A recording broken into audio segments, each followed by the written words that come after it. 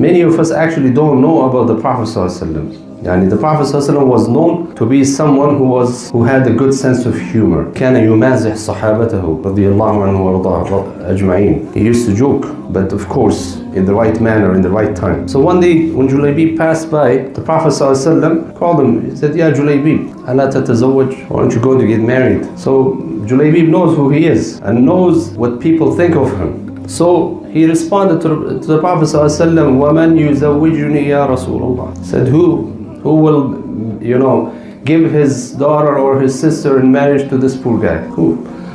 So the Prophet ﷺ smiled and just, let it go. Next day, same thing. The Prophet ﷺ asks him again, أَلَا تَتَزَوَّجْ يَا جُلَيْبِيبْ. It's time for you to get married. You're a young man. So Julaybi again responds, وَمَنْ يُزَوِّجُنِي يَا رَسُولَ اللَّهِ. Third day, same thing, same answer. The third time, the Prophet Muhammad ﷺ, he responds to Julaybi and he says, أَنَا أُزَوِّجُكَ يَا جُلَيْبِيبْ. He said, I will take care of getting you married myself. I'll do it myself. So the Prophet ﷺ took it upon himself to get this young man who is not from any of the famous tribes, who is pretty much more or less homeless, who does not have wealth. But there is one thing about him that Allah and His Messenger ﷺ know about this young man, and that is what?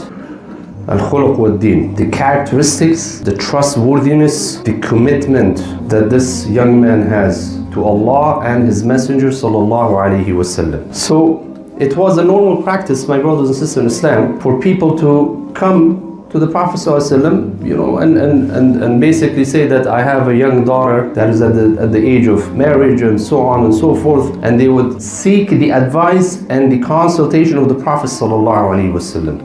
Which is another sunnah that nowadays it is absent. There is no shame and there is no, subhanallah, it's not a shame for a father or a mother to actually seek, a good, righteous, God-fearing man for his or her daughters. There's nothing wrong with that. In fact, that is an honorable action. It's a sunnah. As-salaf as-salih, our righteous ancestors, actually they used to, this was a practice. When I mention this sometimes people get shocked. They used to, a man would stand in front of the Jami'ah in the masjid. This is back in the days.